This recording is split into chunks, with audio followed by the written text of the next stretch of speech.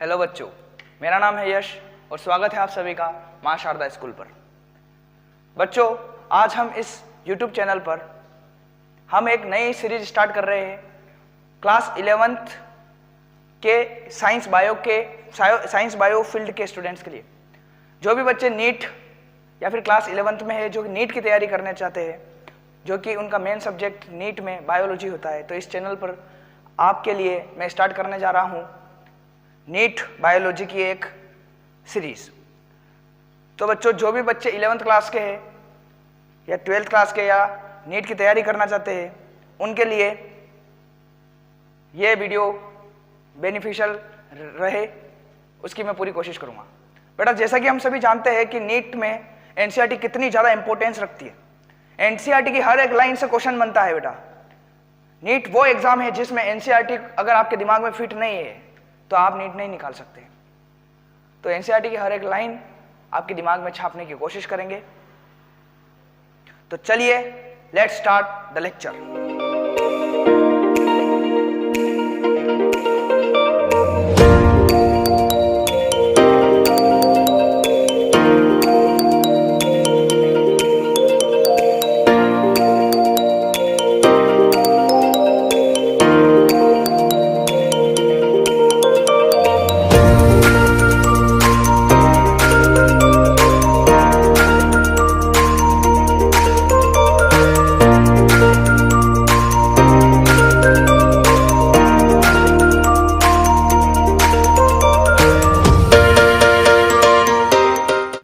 बच्चों, आज हम स्टार्ट करने जा रहे हैं बहुत ही इंटरेस्टिंग सा चैप्टर, बहुत ही इंटरेस्टिंग से यूनिट के लिए।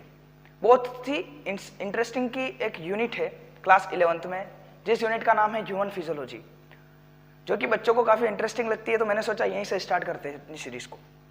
बच्चों, चैप्टर का नाम है डाइजेशन एंड एब्जॉर्प्शन, जो कि क्लास 11th की यूनिट ह्यूमन फिजियोलॉजी का फर्स्ट चैप्टर है, जैसा कि आप सभी जानते हैं अगर आप 11th क्लास में है तो। और नहीं जानते तो मैंने बता दिया, ये ह्यूमन फिजियोलॉजी यूनिट का फर्स्ट चैप्टर है। बच्चों, नीट के लिए बिल्कुल बेनिफिशियल रहेगा lecture. Class 11th NCERT cover कराएंगे लाइन बाय लाइन। आपको ऐसा लगेगा कि एनसीईआरटी आपकी बिल्कुल एक की भी लाइन छूटने की कोशिश, मतलब बिल्कुल एक भी लाइन नहीं छूटी हो, ऐसे में पूरा कोशिश करेंगे। तो बच्चों, चलिए शुरू करते हैं। सबसे पहले हम जानते हैं बेटा कि इस चैप्टर से नीट में नंबर ऑफ क्वेश्चन कितना आते हैं, क्योंकि हर एक चैप्टर जो अपन पढ़ते हैं उसकी एक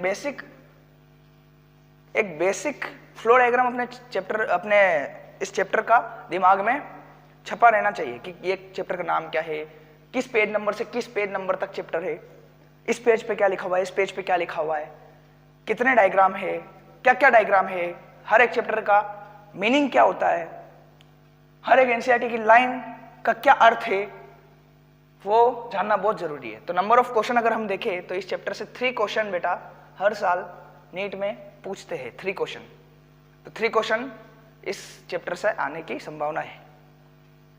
तो 90 में से 3 क्वेश्चन, मतलब कि एक एक क्वेश्चन इंपॉर्टेंट होता है, तो इसको छोड़ना नहीं है। बिल्कुल बहुत ही इंटरेस्टिंग चैप्टर, काफी ज्यादा इसमें जानकारी मिलेगी आपको। तो चलिए शुरू करते हैं। तो बेटा, सबसे पहले बेटा ये ह्यूमन फिजियोलॉजी जो यूनिट है, इसके बारे में एक साइंटिस्ट के बारे में दे रखा है। उन साइंटिस्ट के बारे में दे रखा है, वो साइंटिस्ट के बारे में नहीं पढ़ा रहा मैं, वो आपको एक बार रीडिंग कर लेना। वो जो साइंटिस्ट है वहाँ से अभी तक क्वेश्चन नहीं बना है। और साइंटिस्ट ये पार्ट जो है डाइजेशन, यहाँ से उस साइंटिस्ट जो एक पैराग्राफ दे रखा है वो आप पढ़ने की कोशिश करना। मैं सीधा चैप्टर से स्टार्ट कर रहा हूँ। तो बेटा, एनसीईआरटी हमें फर्स्ट लाइन में कहती है कि जो फूड होता है, फूड तो हम सबको पता ही है, भोजन, जिसे हम भोजन कहते हैं, वो एक बेसिक रिक्वायरमेंट होता है बेटा, अपना basic requirement of a human being. ये तो हम सभी जानते हैं ना बेटा कि अगर हम खाना नहीं खाएंगे तो हमारे शरीर को एनर्जी कैसे मिलेगी। एनर्जी का सोर्स हमारे लिए फूड इंटेक करेंगे, तभी तो हम हमारी लाइफ, हम जिंदा रह पाएंगे, हमें लाइफ मिलेगी। तो एनसीईआरटी ने सबसे पहले ये कहा है। अब वो कहती है कि जो फूड होता है बेटा, जो फूड होता है इसको हम दो कंपोनेंट में बांटते हैं। फूड को हम दो कंपोनेंट में बांटते हैं। एक होता है बेटा major component of food,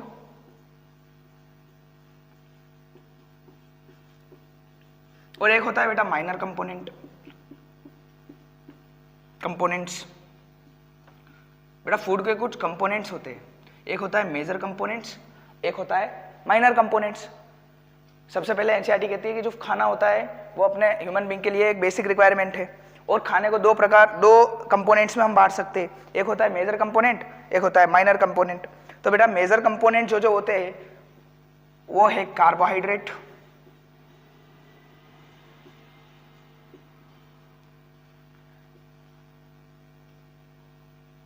protein,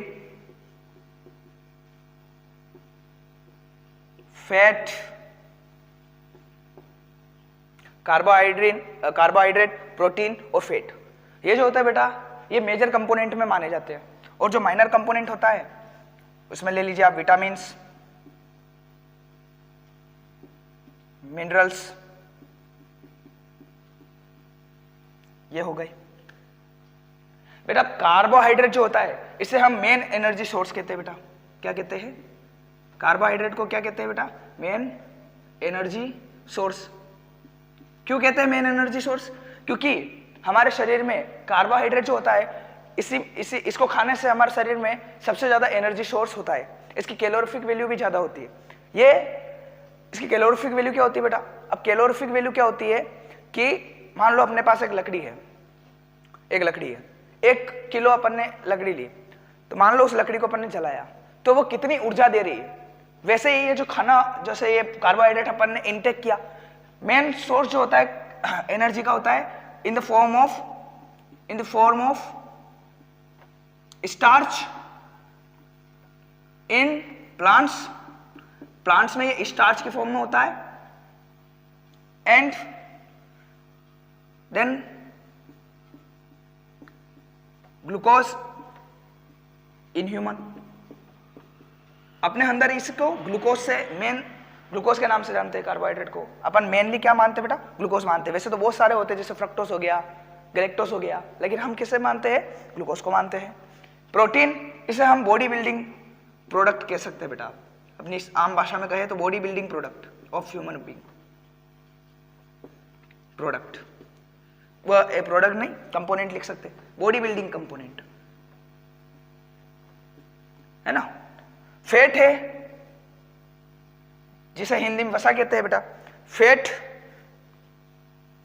जैसे कि कोलेस्टेरॉल हो गया।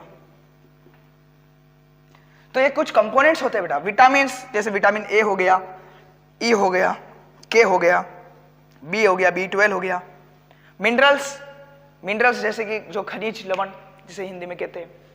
तो अपनी बॉडी को ये जो फूड अपन लेते हैं, इंटेक करते हैं बेटा, वो फूड इंटेक करते हैं तो उसके दो कंपोनेंट होते हैं, major component, minor component. Major component किन किन को कहते हैं? कार्बोहाइड्रेट, प्रोटीन और फैट को। और माइनर कंपोनेंट में किस किस को रखा गया है? विटामिन और मिनरल को।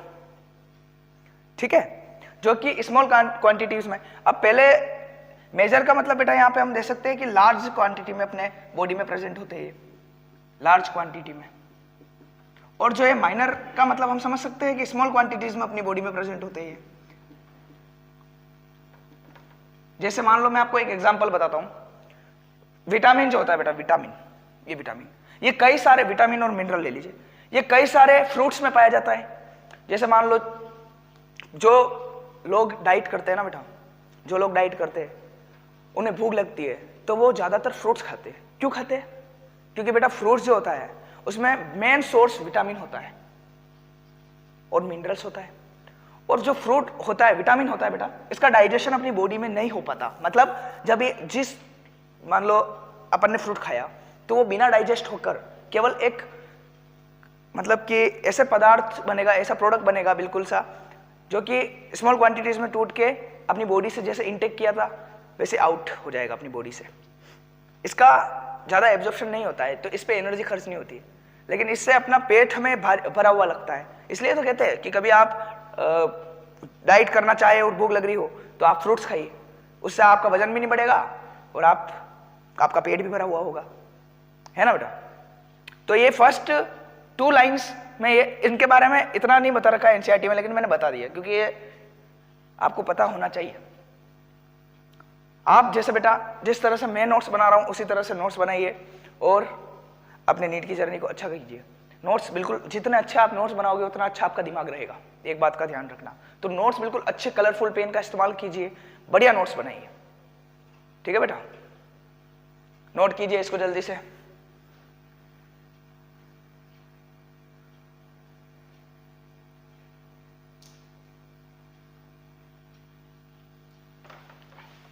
अब बेटा एनसीईआरटी कह रही है, एनसीईआरटी कहती है बेटा कि what food provide, what food provide मतलब फूड जो होता है बेटा, फूड यानी खाना, भोजन हमें क्या देता है, क्या प्रोवाइड करता है, भोजन हमें क्या प्रोवाइड करता है, व्हाट फूड प्रोवाइड, भोजन हमें क्या प्रोवाइड करता है। तो यहां पे आप लिख सकते हैं कि food provides energy and organic mineral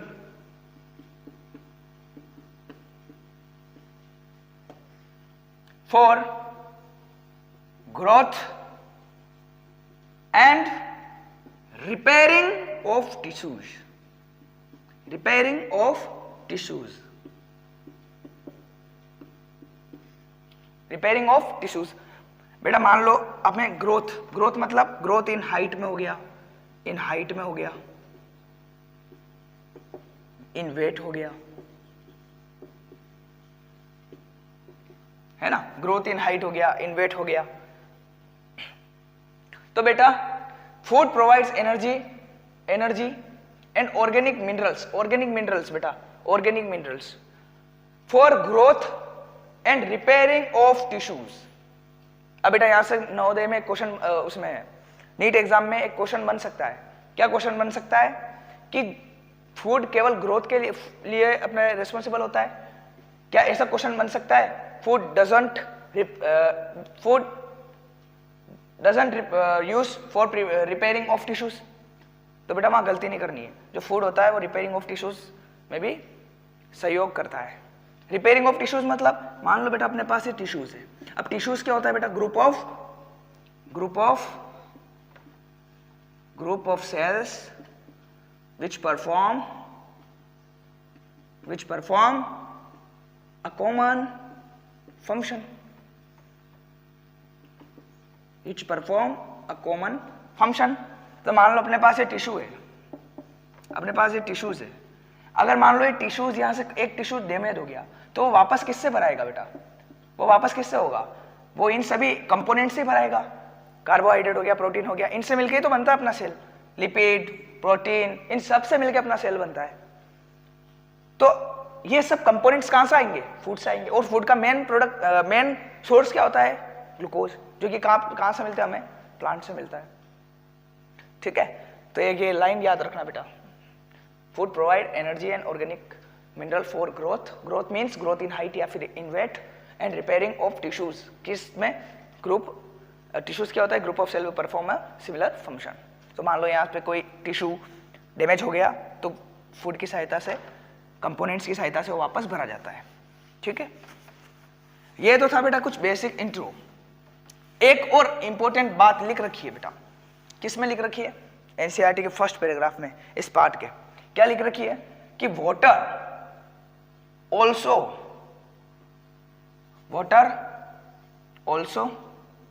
plays an important role in digestion। बेटा water also plays an important role in digestion। अब ये कैसे? ऐसा क्यों लिखा है एनसीईआरटी ने? यहां पे उसने water also plays an important role in digestion, या फिर हम इसे लिख सकते हैं बेटा मेटाबॉलिक प्रोसेसेस। अब डाइजेशन को मेटाबॉलिक प्रोसेस क्यों कहते हैं ये हम पढ़ेंगे अभी आपको बताता हूं। अब सबसे पहले चलो बता ही देता हूं कि मेटाबॉलिक प्रोसेस का मतलब क्या होता है बेटा। मेटाबॉलिक प्रोसेस का मतलब क्या होता है? इसको एक इक्वेशन के थ्रू से समझना पड़ेगा बेटा, अपन को एक इक्वेशन के थ्रू से इसे समझना पड़ेगा कि पानी जो होता है वो इंपॉर्टेंट रोल क्यों करता है।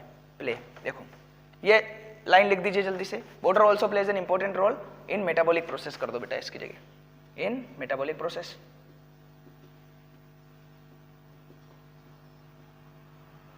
इन मेटाबॉलिक प्रोसेसेस। तो देखिए बेटा, मान लीजिए अपने पास ये फूड है, अपने पास ये फूड है। अब ये किस प्रकार का फूड है? ये कॉम्प्लेक्स फूड है बेटा। कौन सा फूड है? Complex food. अब कॉम्प्लेक्स फूड को सिंपलेस्ट फूड में कन्वर्ट करना, अपने शरीर को कन्वर्ट करना पड़ता है। अपना जो डाइजेस्टिव सिस्टम है वो क्या करता है बेटा? कॉम्प्लेक्स फूड को सिंपलेस्ट फूड में, कॉम्प्लेक्स फॉर्म, ये फूड की जो कॉम्प्लेक्स फॉर्म है इसको सिंपलेस्ट फूड में कन्वर्ट करता है। अब ये कन्वर्ट करने के लिए उसे दो चीज की आवश्यकता होती है। एक होता है बेटा एंजाइम, और एंजाइम क्या होता है बेटा? प्रोटीन्स। एंजाइम किससे बने होते हैं? प्रोटीन से। और एक और होता है बेटा हाइड्रोजन। हाइड्रोजन क्या? वाटर। एक और क्या होता है बेटा? वाटर। दो चीजें चाहिए होती है, एक तो एंजाइम और एक वाटर। एक तो एंजाइम और एक वाटर। अब जो एंजाइम होते हैं बेटा, ये एंजाइम एनसीईआरटी लिखती है कि ऑल डाइजेस्टिव एंजाइम, बेटा यहां से एक नीट में क्वेश्चन आया था, ध्यान रखना, इसलिए इसको ध्यान रखना। All digestive enzymes are hydrolase. All digestive enzyme are hydrolase. All digestive enzyme are hydrolase. Hydrolase मतलब बेटा जो कि पानी के साथ ही रिएक्शन करेंगे। इनको रिएक्शन करने के लिए बेटा पानी की आवश्यकता होती है, पानी के साथ वाटर की आवश्यकता होती है बेटा। वाटर नीड होता है इनको, they need water for the conversion of complex food to simplest food. ठीक है बेटा।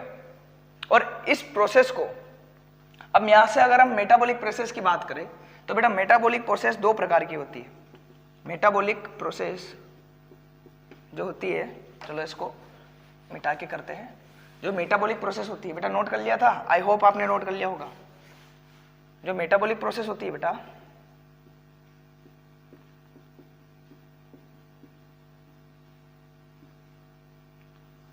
वो बेटा दो प्रकार की होती है।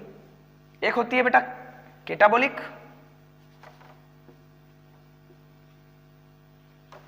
एक होती है बेटा क्या होती है? केटाबॉलिक।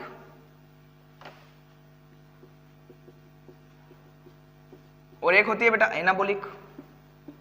और इन दोनों को मिला के क्या होता है बेटा? मेटाबॉलिक। केटाबॉलिक, एनाबॉलिक। केटाबॉलिक क्या होता है बेटा? केटाबॉलिक प्रोसेस क्या होता है? एक बड़ी चीज का छोटे चीजों में, छोटे प्रोडक्ट में टूटना। एक बड़ा प्रोडक्ट का एक छोटे प्रोडक्ट में टूटने के प्रोसेस को केटाबॉलिक प्रोसेस कहते हैं। जैसे बेटा ग्लूकोज को अभी बताया था मैंने, कॉम्प्लेक्स फूड बड़े बड़े होते हैं, बिगर मॉलिक्यूल्स, बिगर सब्सटेंस को स्मॉलर सब्सटेंस में तोड़ना, बड़े चीजों से, बड़ी प्रोडक्ट से बड़े प्रोडक्ट से छोटे प्रोडक्ट्स में कन्वर्ट करना, केटाबॉलिक। और यहां पर उल्टा हो जाता है, छोटे से बड़े में कन्वर्ट करना, स्मॉलर में एलिमेंट से बिगर एलिमेंट्स में। यहां पर अगर हम बिग से स्मॉल तक जाते हैं तो इस प्रोसेस को केटाबॉलिक कहते हैं। और एनाबॉलिक बेटा स्मॉल से बिग। अब स्मॉल से बिग मतलब बड़े को तोड़कर छोटों में कन्वर्ट कर दिया, आम भाषा में बोले तो। और छोटों को सब बहुत सारे छोटे एक साथ मिल गए और बड़ा बना दिया। आम भाषा में ऐसे समझिए, इसकी पूरी मैकेनिज्म आगे समझेंगे अपन। जब मैं पूरे मैकेनिज्म समझूंगा उसमें ये आएगा केटाबॉलिक वर्ड और एनाबॉलिक वर्ड। फिलहाल ये समझिए कि बड़े को छोटे में तोड़ दिया तो स्मॉल बनी, बड़े को छोटों में तोड़ दिया तो केटाबॉलिक, और छोटों को मिलके बड़ा बना दिया एनाबॉलिक। और इसमें digestion is a metabolic process, ये ध्यान रखना। एनसीईआरटी का बहुत इंपॉर्टेंट लाइन है, digestion, water also plays an important role in metabolic process. Metabolic मतलब जिसमें दोनों होती है, कैटाबॉलिक और एनाबॉलिक दोनों होती है। चलिए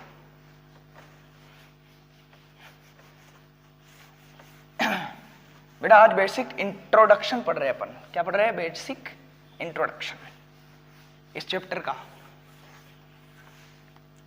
बेसिक इंट्रोडक्शन पढ़ रहे हैं। अब बेटा अपन ये जानते हैं कि अगर हम पानी नहीं पिएंगे तो हमें डिहाइड्रेशन की बीमारी हो जाएगी। तो एक लाइन और लिखती है एनसीईआरटी की, water prevents us from dehydration. ये तो बहुत बेसिक सी लाइन है बेटा, लिखनी नहीं चाहिए थी मेरे को, लेकिन लिख दी मैंने कि जो वाटर होता है वो हमें डिहाइड्रेशन से बचाता है। डिहाइड्रेशन क्या होता है बेटा? पानी की कमी अपने शरीर में। तो वाटर को पिएंगे, पानी पिएंगे तो ये बीमारी नहीं लगेगी हमें, ठीक है।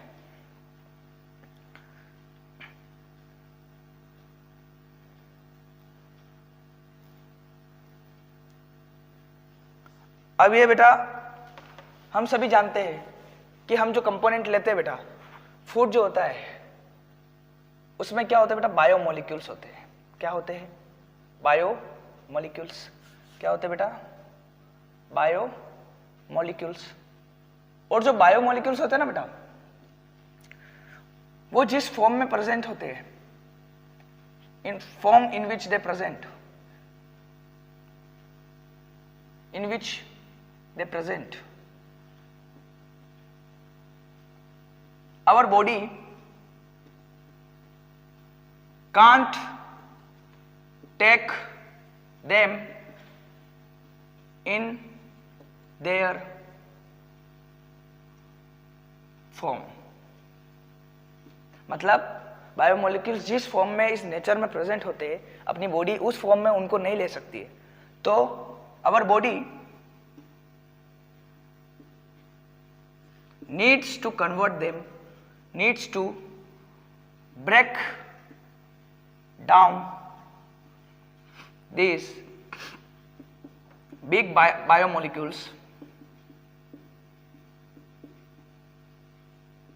into smaller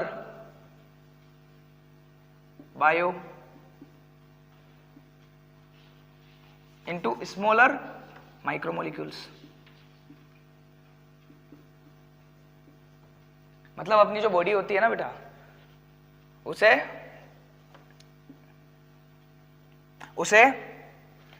बायोमोलिक्यूल्स को पहले स्मॉलर मॉलिक्यूल्स में, माइक्रो मॉलिक्यूल्स में तोड़ना पड़ता है, तभी जाकर वो बॉडी अपनी बॉडी उन्हें ग्रहण कर सकती है, यूटिलाइज कर सकती है, वरना वो इसको यूटिलाइज नहीं कर पाएगी, ठीक है।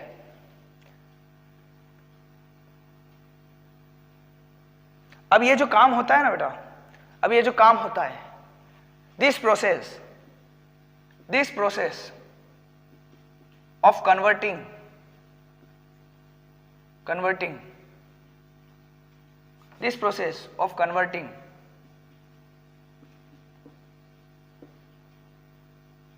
and breakdown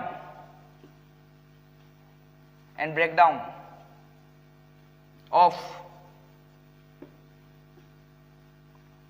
big biomolecules, breakdown of biomolecules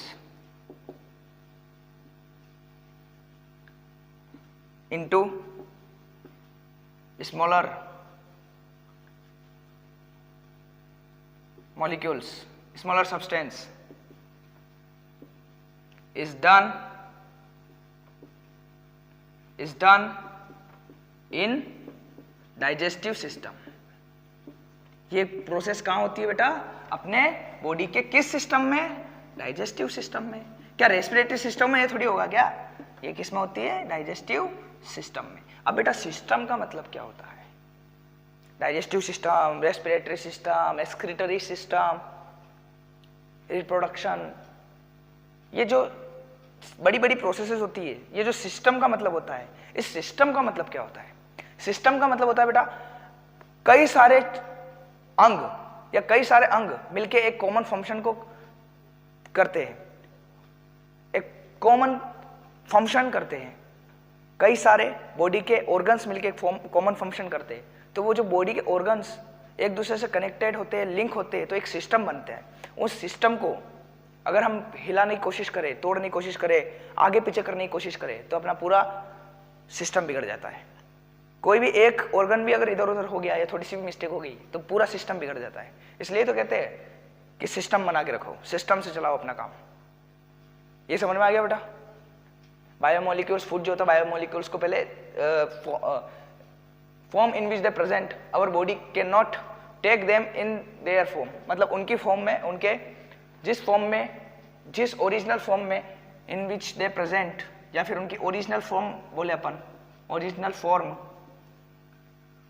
form में जो प्रेजेंट होते हैं, अपनी बॉडी उनको उस फॉर्म में टेक नहीं कर सकती है, तो अगर अपनी बॉडी को उन्हें ब्रेक डाउन करना पड़ता है बिग मॉलिक्यूल से स्मॉलर मॉलिक्यूल्स में। और स्मॉलर मॉलिक्यूल्स में this process of converting and breakdown of biomolecules into smaller substance is done in the digestive system. कौन सा सिस्टम में बेटा? डाइजेस्टिव सिस्टम में। ठीक है। अब एनसीईआरटी के जो फर्स्ट पैराग्राफ में एक 2-3 चीजें और बता रखी है, उसको बेसिक इंट्रोडक्शन थोड़ा सा और बच रहा है, उसको अपन जल्दी से कर लेते हैं। अब एनसीईआरटी क्या बोलती है बेटा आगे? आई होप आपको समझ में आ रहा होगा। जैसा मैं करवा रहा हूं बिल्कुल वैसा नोट्स बना के रखिए, तो आपको बिल्कुल एक एक चीज समझ में आएगी बेटा।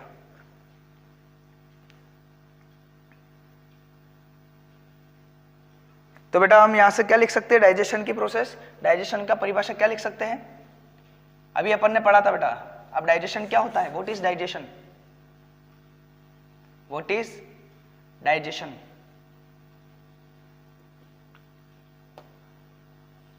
What is digestion? अब ध्यान से सुनना, ये आप क्लास 10th में पढ़ के आए हैं, वो डेफिनेशन में लिखवा रहा हूं। क्लास 10th की जो डेफिनेशन होती है वो क्या है, वो मैं लिखवाता हूं। पहले वो पढ़ते हैं कि क्लास 10th में आपको क्या बताया गया था। क्लास 10th में आपको बोला गया था कि the conversion of complex food, the process of conversion of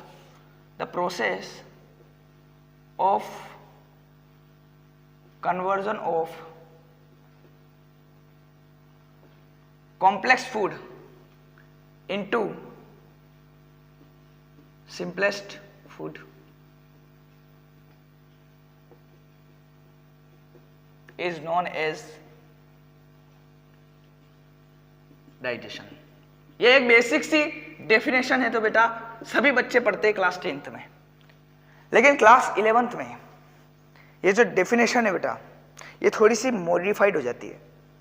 क्या हो जाती है बेटा? थोड़ी सी मॉडिफाइड हो जाती है। In class 11th this definition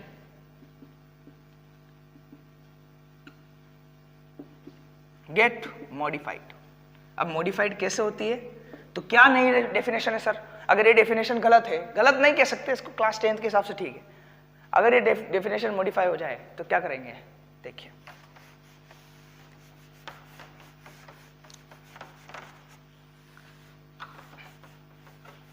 बेटा जो मैं पॉइंट लिखवा रहा हूं बहुत से बच्चे इसको मिस करते हैं। डाइजेशन जो होता है बेटा, एक मिनट बेटा, ये एक मिनट रुको।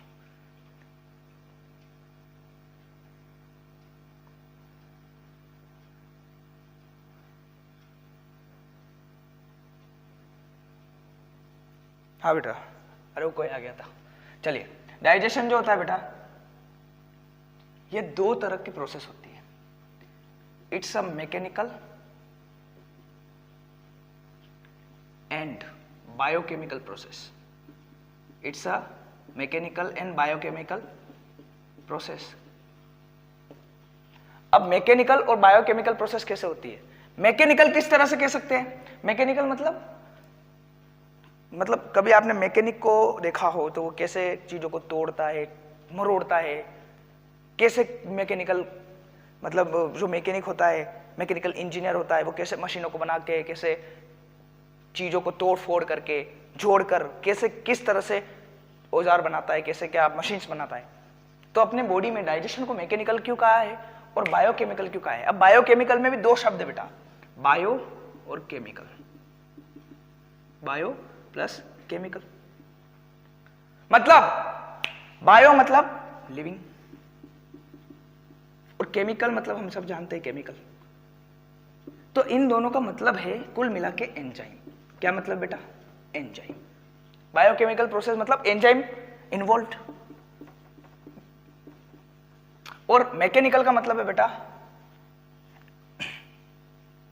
च्यूइंग। च्यूइंग, च्यूइंग मतलब चबाना, जो अपन चबाते हैं फूड को, जो अपन चबाते हैं फूड को, जो अपन चबाते हैं ना बेटा, उसका मतलब होता है च्यूइंग। च्यूइंग, च्यूइंग यानी फूड को अपन चबा रहे। और एक और होता है बेटा मास्टिफिकेशन। मास्टिफिकेशन, मास्टिफिकेशन मतलब फूड को तोड़ के बिल्कुल छोटे छोटे भागों में अपन कन्वर्ट करते हैं इसको, ठीक है। तो digestion is a mechanical and biochemical process. Chewing चबाना और मास्टिफिकेशन किस में आता है? मैकेनिकल में। और बायोकेमिकल प्रोसेस किस में आता है बेटा? बायोकेमिकल एंजाइम उसमें इन्वॉल्व होते हैं। तो बेटा ये था डाइजेशन एंड एब्जॉर्प्शन चैप्टर का एक बेसिक इंट्रोडक्शन।